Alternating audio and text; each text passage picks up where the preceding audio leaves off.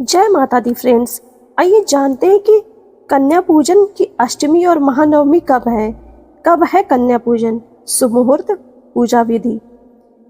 16 या 17 अप्रैल चैत्र नवरात्र की महाअष्टमी कब है, जाने सही डेट। नवरात्रि के अष्टमी नवमी तिथि में कन्या पूजन का बड़ा महत्व है। मान्यता है कि कन्या पूजन के बिना नवरात्रि व्रत अधूरा माना जाता है। आइए जानते हैं कन्या पूजन की सही विधि।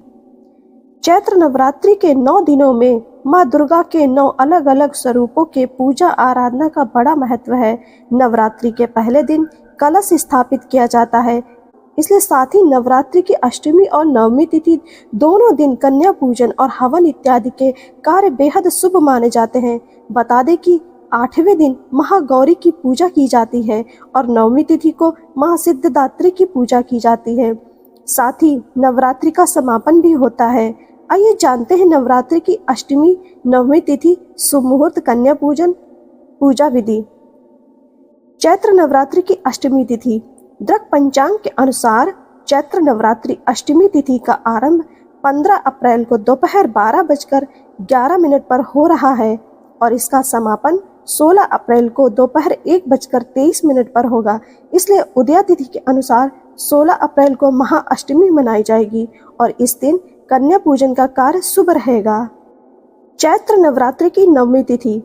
दृक पंचांग के अनुसार चैत्र नवरात्रि की महानवमी 16 अप्रैल को दोपहर 1:23 पर आरंभ होगी और 17 अप्रैल को दोपहर 3:24 पर समाप्त होगी। इसलिए उदया तिथि के अनुसार 17 अप्रैल को महानवमी मनाई जाएगी। यह नवरात्रि का आखिरी दिन होता है। इस दिन को राम नवमी भी कहते हैं। अष्टमी नवमी तिथि में कन्या पूजन का शुभ मुहूर्त।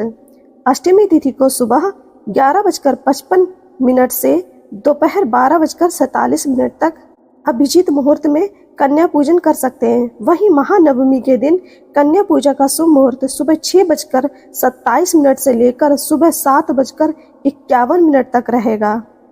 कन्या पूजन के लिए विधि। कन्या पूजन के एक दिन पहले सभी कन्याओं को आमंत्रित करें।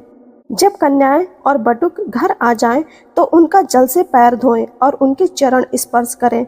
अब उन्हें स्वच्छ आसन पर बिठाएं। फिर कन्याओं और लड़कों की कलाइयों पर मौली बांधें और उनका तिलक करें। इसके बाद उन्हें भोजन खिलाएं।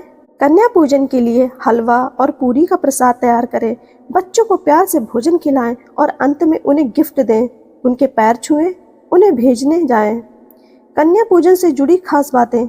कन्या पूजन के दिन 9 से अधिक कन्याओं को आमंत्रित करना शुभ होता है।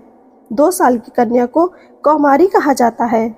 मान्यता है कि इनके पूजन से घर की दरिद्रता दूर होती है और सभी बाधाओं से छुटकारा मिलता है। 3 साल की कन्या को त्रिमूर्ति कहा जाता है। कहते हैं कि 3 साल की कन्या की पूजा करने से घर में सुख समृद्धि और खुशहाली बनी रहती है।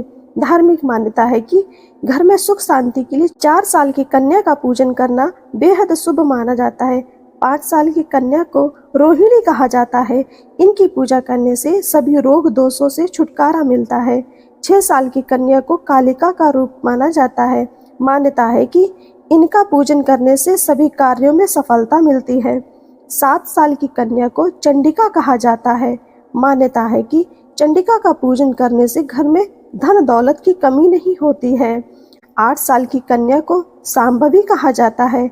कहा जाता है कि 8 साल की कन्या का पूजन करने से सभी कार्यों में सफलता मिलती है।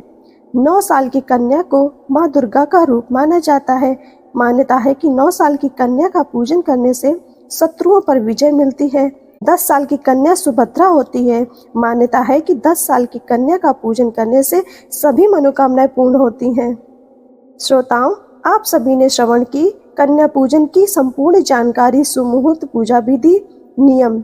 आप सब पर माता रानी की कृपा बनी रहे। आप सबका जीवन मंगलमय हो। जय माता दी।